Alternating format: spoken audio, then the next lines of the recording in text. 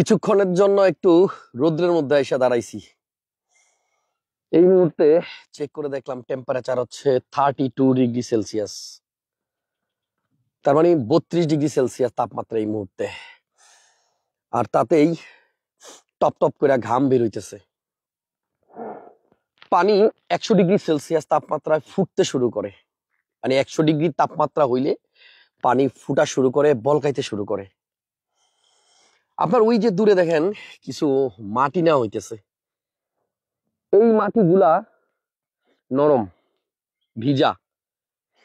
এই মাটিগুলা দিয়ে ইট তৈরি করা হবে, আর সেইটা এনে এই যে এই চুলার মধ্যে, এই ক্লিনের মধ্যে তারপরে আগুনে পোড়া হবে, এদিক দিয়ে ধোঁয়া বের হবে। এবং এই নরম মাটিটা থেকে এই পাথরের মতো একটা শক্ত ইটা তৈরি করতে সর্বোচ্চ 1000 ডিগ্রি তাপমাত্রা লাগে। আর জেট বিমান, যেটা কালকে মাইলস্টোন স্কুলের ভিতরে গিয়া পড়ছে, ওইরকম একটা জেট বিমান যখন বিধ্বস্ত হয় তখন ওইটার তাপমাত্রা থাকে প্রায় 1500 ডিগ্রি সেলসিয়াস। এবার আন্দাজ করেন 32 ডিগ্রি সেলসিয়াসের তাপমাত্রা আমরা এইভাবে ঘামি, 1000 ডিগ্রি সেলসিয়াসে নরম মাটি থেকে এইরকম ইট তৈরি হয়, তাহলে আমাদের বাচ্চাগুলা ওই জায়গায় ওই 1500 ডিগ্রি টেম্পারেচার কিভাবে সহ্য করছে। কথা বলার ভাষা আসলে সত্যি হারাই ফেলতেছি। কালকে থেকে আজকে পর্যন্ত ফেসবুক স্ক্রল করা যায় না। আমাদের ছোট ছোট বাচ্চাগুলা, ওদের ভিডিওগুলা দয়া করে আর কেউ শেয়ার করেন না।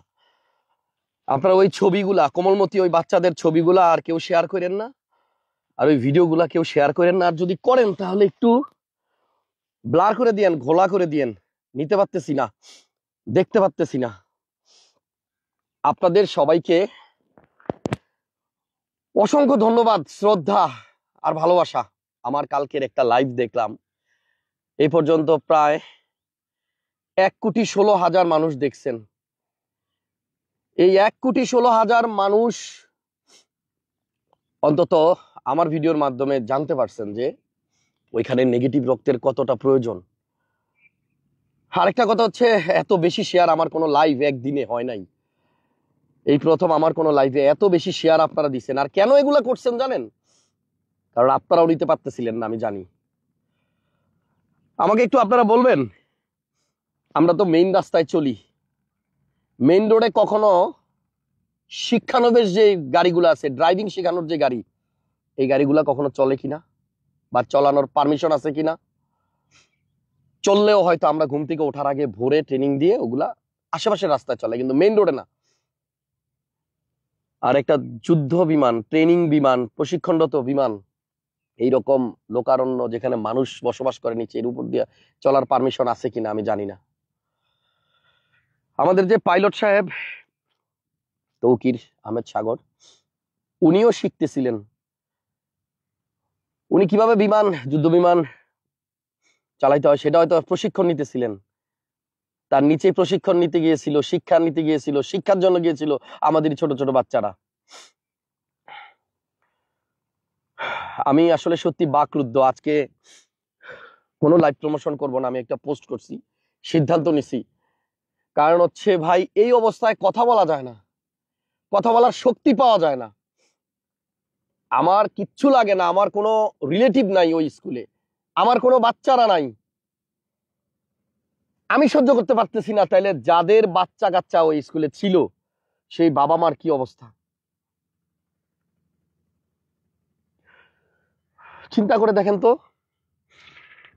যে বাচ্চাগুলা ওই স্কুলে ছিল, যে বাচ্চাগুলা চলে গেছে, আজকে তাদের বাবা মার কাজ নাই।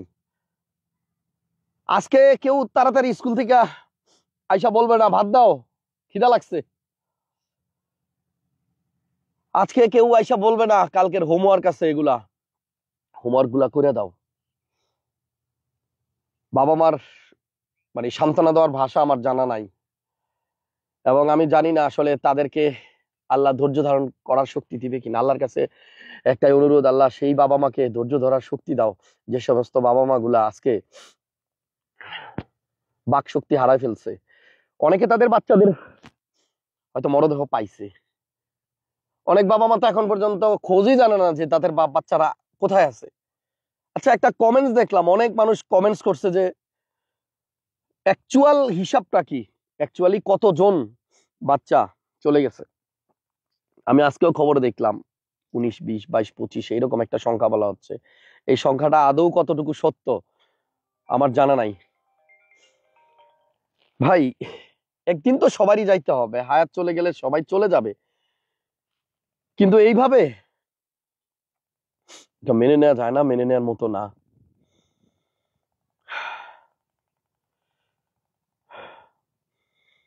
অনেক মানুষ রক্ত দিতে গেছে কালকে আমার লাইভ দেখে, আমাকে ইনবক্সে অনেক মানুষ মেসেজ দিছে, ভাই আমি সিলেট থেকে ঢাকায় যাচ্ছি, ভাই আমি রংপুর থেকে যাচ্ছি, আমি কুষ্টিয়া থেকে যাচ্ছি। আমার ভিডিও দেখে অনেক মানুষ ব্লাড দিতে গেছে এবং অনেক মানুষ ব্লাড দিছে, যার কারণে আমি কালকে রাত্রে নিউজ পাইছি, বলা হয়েছে যে আপাতত আর দরকার নাই, পর্যাপ্ত হয়ে গেছে, আপনারা শুধু নাম্বারগুলা কালেক্ট রাখেন। তার মানে কি পরিমাণ মানুষ আগায় গেছে আর কি পরিমাণ মানুষ সেখানে গিয়ে ব্লাড দিয়ে আসছে। এভাবেই আগায় আসতে হবে সবার, কারণ এই বিপদটা আমাদের সবার। আপনারা দোয়া করবেন সে সমস্ত বাচ্চাদের জন্য যারা দুনিয়া ছেড়ে চলে গেছে, আর একটা বাচ্চাও যেন এই দুনিয়া থেকে না যায়। এই কষ্ট আসলে মেনে নেওয়ার মতো না, এই কষ্টটা বোঝানো যায় না। কালকে থেকে আসলে সত্যি মনের অবস্থা এইরকম যে কথা বলতে পারতেছি না, কোনো কিছু ভাল লাগতেছে না। কারণ আমার বাসায় বাচ্চা আছে, তো আমার বাচ্চাদেরকে তো স্কুলে পাঠাই আমি, সারাদিন আপনাদের সাথে লাইভে থাকি, আমার বাচ্চা তো স্কুলে যায় সকাল 8টায়, 11টা, 1টার সময়, 1:30টার সময় চলে আসে। এখন কয়টা বাজে ভাই? 1টা 21, টাইমটা দেখেন, 1টা 21, এখন 1টা 21 বাজে। গতকালকে ঠিক এইরকম একটা সময়, আর কিছুক্ষণ পরে এখনো বাচ্চারা খেলতেছিল, এই সময়টাতেও বাচ্চারা স্বপ্ন দেখতেছিল একটু পরে বাসায় চলে যাব, একটু পরে বাবা মার বুকে যাব। আমার জানা মতে আনুমানিক 1:30টার সময় ঘটনাটা ঘটছে। এই যে এই 1টা 21, 22 এই সময় মা বা বাবারা বাসা থেকে কেউ রওনা দিছে বাচ্চারা আনার জন্য, অথবা এই সময় বাবা মা বাচ্চার জন্য খাবার তৈরি করতেছিল বাসায়। অনেক বাচ্চা বাসায় গিয়ে আর সেই খাবার খাইতে পারে নাই।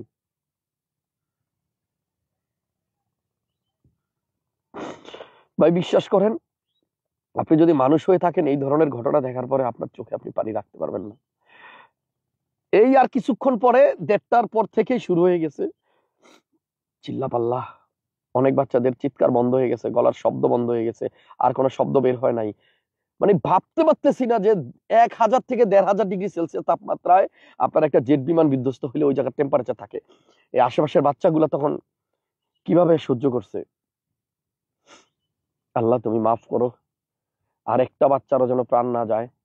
যে বাচ্চাগুলা এখনো লড়তেছে, 50%-এর উপরে বা 80%-এর 70%-এর উপরে শরীর যদি আপনার আহ পুড়ে যায়, সেক্ষেত্রে ওটা নাকি আর রিকভার করা যায় না। তবে আল্লাহ যদি চায় তাহলে এর থেকে বেশি খারাপ অবস্থা থেকেও কিন্তু রিকভারি করা যায়। কি সমস্যা, কি হয়েছে? রডের গাড়ি কি চলে যাবে না?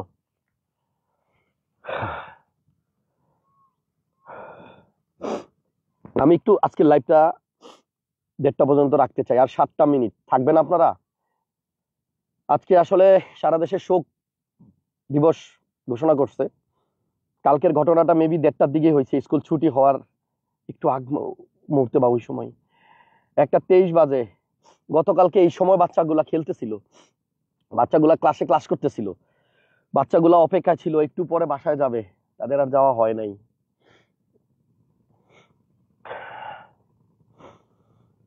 আমি আমাদের এই ভিডিওগুলা অনেক মানুষ দেখে, আমার এই ভিডিওর মধ্যে যদি এমন কোনো কেউ থেকে থাকেন যারা দেশের অনেক উপরের লেভেলে আছেন, তাদের প্রতি বিনীত অনুরোধ করতেছি, এই প্রশিক্ষণরত বিমানগুলা, যুদ্ধ বিমানগুলা প্রশিক্ষণ দেওয়ার জন্য যেন এমন রুট ব্যবহার করে যেখানে কখনো দুর্ঘটনা ঘটলেও যেন নিচে পানি থাকে, নয়তো খালি মাটি থাকে, মাঠ থাকে, কোনো মানে নিচে যেন কোনো বসত বাড়ি, মানে বাসা বাড়ি, এই সমস্ত জায়গায় যেন এই জিনিসগুলো না পড়ে। ভাই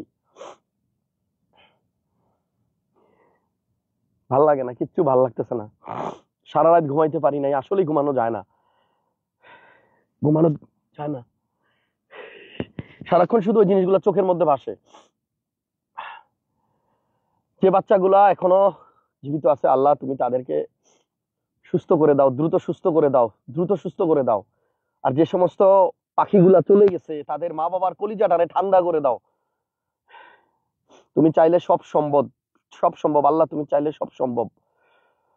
যে বাচ্চাগুলা 80%, 90%, তুমি চাইলে 500% ড্যামেজ হওয়া শরীরও আল্লাহ বাঁচাই দিতে পারো। তুমি আল্লাহ তাদেরকে বাঁচাই দাও। আর সবাইকেই অনুরোধ করতেছি, ওই ঝলসানো ছবিগুলা, ওই ভিডিওগুলা শেয়ার করেন না, ওই বিভৎস ছবিগুলা শেয়ার করেন না। যাদের বাচ্চা কাচ্চা এই ছবিগুলো ফেসবুকে ঘুরে বেড়াবে, যাদের পরিবারের কেউ, তারা এগুলা সহ্য করতে পারবে না। কয়টা বাজে? 1:25। গতকালকে এই 1:25-এও মনে হয় বাচ্চাগুলা ছিল। আমি শুনছি 1:30টার দিকেই নাকি ঘটনাটা ঘটছে, টিফিন পিরিয়ডের জাস্ট আগ মুহূর্তে। কত বাচ্চারা বাসা থেকে টিফিন নিয়ে আসছে ক্লাস শেষের দিকে, একটু পরে ঘন্টা বাজলে টিফিন হইলে সেই খাবারগুলা গিয়ে খাবে। রায়হান খান, আপনি দয়া করে আমার পেজ থেকে চলে যান। রায়হান খান, আপনার কমেন্টসটা পড়ে বাধ্য হলাম বলতে, আপনি এখান থেকে চলে যান। একজন লিখছে, তুই বেডা ভিউ ব্যবসায়ী। কলিজায় লাগে ভাই, এই ধরনের কথা বললেন না। কালকে আমি নিজে 9 জন মানুষ পাঠাইছি ঢাকা মেডিকেলে নেগেটিভ রক্ত দেওয়ার জন্য। আমার লাইভ দেখার পরে মানুষ আমার সাথে কত হাজার মানুষ যোগাযোগ করছে। আমার মেসেঞ্জার যদি দেখাইতে পারতাম, এখনো চাইলে 200-500 নেগেটিভ ব্লাড দেওয়ার মতো লোক রেডি আছে আমার পেজে, ইনবক্সে।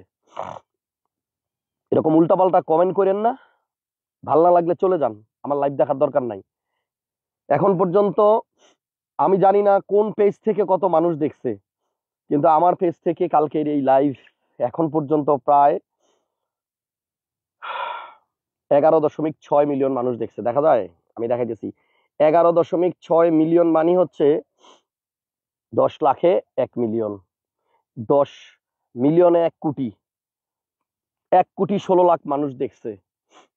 আমাদের একটা ভিডিও থেকে যদি একটা মানুষ ব্লাড দিতে গেছে কালকে, তাইলে মনে করবো আমরা সার্থক। আমি কালকে যদি দুপুরবেলা বার্ন ইউনিটে না গিয়ে, ওইখানে না গিয়ে, যদি আমি, আমার কালকে 6টা লাইভ ছিল, আমি যদি ওই লাইভ গুলা করতে যাইতাম, পয়সা পাইতাম, সত্যি কথা। কিন্তু আমি ওইখানে গিয়ে লাইভ করার কারণে অনেক মানুষ ব্লাড দিতে গেছে, অনেকে ব্লাড দিয়ে আসছে।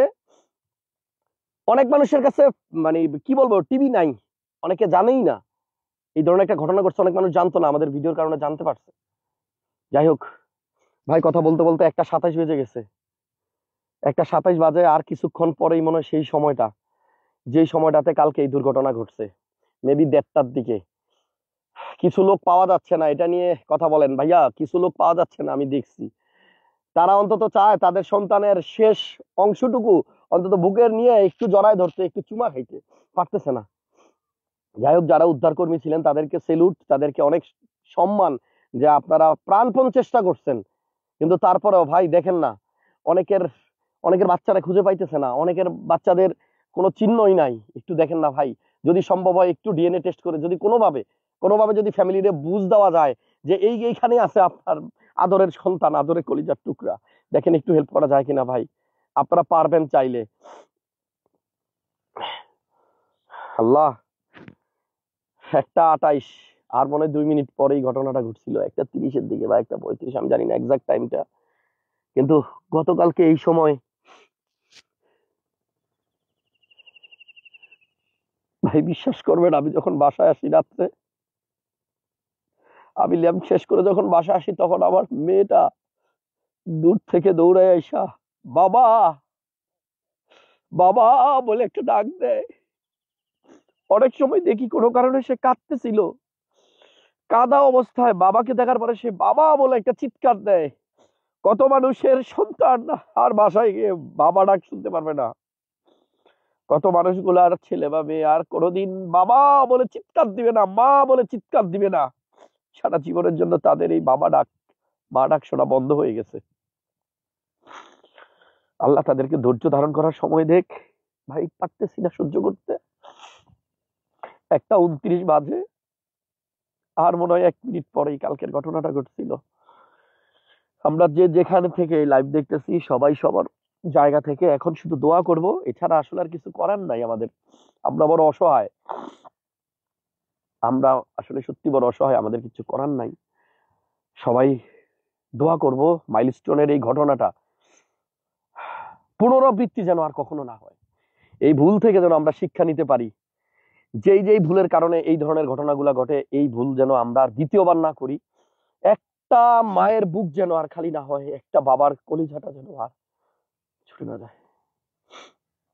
আর এদেরকে চিকিৎসা দেওয়ার জন্য সরকারিভাবে বেসরকারিভাবে যতভাবে হোক, যদি আমাদের ফান্ড রেজ করা লাগে আমরা করব, যেন বিনা চিকিৎসায় অন্তত একটা প্রাণ না যায়। সময় হয়ে গেছে ভাই, কালকে এমন সময় ঘটনা ঘটে গেছে, আজকে এখন যে টাইমটাতে আমরা লাইভটা দেখতেছি, গতকাল এই সময়েই অনেকের কলিজার ধন, কলিজার টুকরা উপরে চলে গেছে। আল্লাহ হাফেজ, ভালো থাকেন, দোয়া করবেন যারা চলে গেছে তাদেরকে যেন আল্লাহ জান্নাতুল ফেরদৌস নসিব করে, এবং যারা বেঁচে আছে তারা যেন সুস্থ হয়ে দ্রুত আমাদের মধ্যে আবার ফেরত আসে। এই ঘটনা আজকে উত্তরা মাইলস্টোনে না, আপনার বাসার পাশের স্কুলটাতে ঘটতে পারতো। আপনি এখন যেখানে বসে এই ভিডিওটা দেখতেছেন, আপনার কাছাকাছি যে স্কুলটা আছে এই স্কুলে ঘটতে পারতো, এবং সেই স্কুলে আপনার বাচ্চা থাকতে পারতো। খালি চোখ বন্ধ করে একটু চিন্তা করেন, যদি আপনার ফ্যামিলির সাথে এমন হইতো, আপনার বাচ্চার সাথে এমন হইতো, তাহলে কেমন লাগতো। কোটি মানুষের কাছে একটাই প্রশ্ন রেখে লাইফটা শেষ করতেছি, আমরা কি আসলে মানুষ হইতে পারছি? আমরা কি সভ্য জাতি হইতে পারছি? কিছু না। আল্লাহ হাফেজ। গতকালকে ঠিক এই সময় শুরু হয়ে গেছে এমন সময় ছুটাছুটি, রিক্সা পায় নাই, সিএনজি পায় নাই, মা বাবা আশেপাশ থেকে দৌড় দিছে স্কুলের দিকে, এমন দৌড় দিছে আজরাইল আইসা ডাক দিলেও এত জোরে বাবা মা কখনো দৌড়ায় না, যখন শুনতে পারছে তার বাচ্চা স্কুলে এই অবস্থায় পড়ে গেছে। আল্লাহ হাফেজ, ভালো থাকেন, সবাইকে অসংখ্য ধন্যবাদ। দোয়া করবেন যেন সবাই যেন সবার সন্তানদেরকে দুনিয়াতে রেখে আগে চলে যেতে পারি। আমাদের সন্তানদেরকে আমরা থেকে আমাদের সন্তান যেন কখনো চলে না যায়, আমরা যেন আমাদের সন্তানদের আগে উপরে যেতে পারি। আল্লাহ তুমি কবুল করো। আল্লাহ আমাদেরকে সবাইকে ধৈর্য ধারণ করার সময় দাও। আল্লাহ হাফেজ, আসসালামু আলাইকুম।